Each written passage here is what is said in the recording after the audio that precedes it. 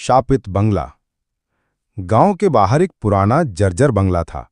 लोग कहते थे वहां कोई नहीं रहता, पर रात में उसकी टूटी खिड़कियों से पीली रोशनी और फुसफुसाहटें आती थीं। कई साल पहले उस बंगले में राय साहब नाम के जमींदार रहते थे। अमीर तो बहुत थे, लेकिन निर्दयी भी।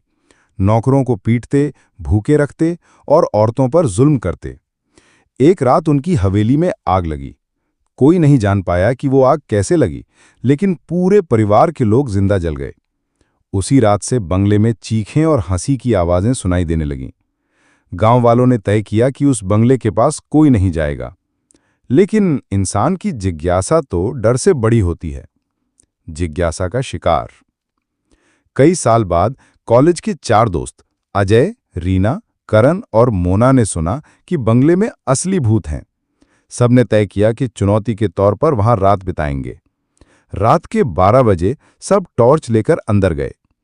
अंदर की हवा भारी थी, जैसे किसी ने गला दबा दिया हो।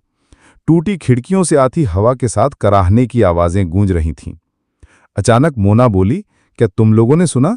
कोई हमें देख रहा है? सब चुप हो गए। दीवार पर टॉर्च की रोशनी पड़ते ही दिखाई दिया दीवारों पर जले हुए हाथों के निशान। दूसरी मंजिल। डर के बावजूद सब ऊपर चढ़े। सीढ़ियों पर चलते ही लगड़ी चरमराने लगी, जैसे कोई भारी आदमी पीछे पीछे आ रहा हो। रीना ने मुड़कर देखा, कोई नहीं, पर उसके कंधे पर ठंडी उंगलियां रखी गईं। वो चीख पड़ी, कौन है वहां? पर जवाब आया, ठीक उसकी अपनी आवाज में। कमरे का रहस्य। बंगले के सबसे बड़े कमरे का दरवाजा खुद बखुद खुल गया। अंदर एक टूटी हुई पालकी रखी थी और दीवार पर धुएं से काले पड़े चेहरे उभर रहे थे। चेहरे जो हर पल बदलते जा रहे थे। अजय ने बहादुरी दिखाते हुए अंदर कदम रखा। तभी दरवाजा जोर से बंद हो गया।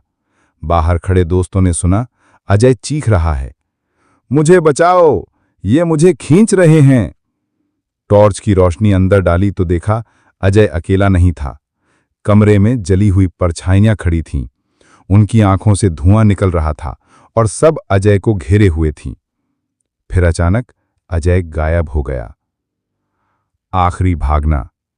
बाकी तीनों ने डर के मारे दरवाजा तोड़कर बाहर भागना शुरू किया, पर सीढ़ियों पर उतरते ही देखा कि दरवाजे पर अजय खड़ा था। भाग क्यों रहे हो? बंगला छोड़कर कोई नहीं जाता। वो हंस रहा था, लेकिन उसकी आंखें कोयले जैसी लाल थीं। तीनों चीखते हुए गांव की तरफ भागे। पीछे मुड़कर देखा तो बंगले की टूटी खिड़कियों से वही जली हुई परछाइयां उन्हें घूर रही थीं। उसके बाद से किसी ने भी उस बंगले में जाने की हिम्मत नहीं की। लोग कहते हैं वहां रात बिताने वाला इंसान या तो गायब हो जाता है या हमेशा के लिए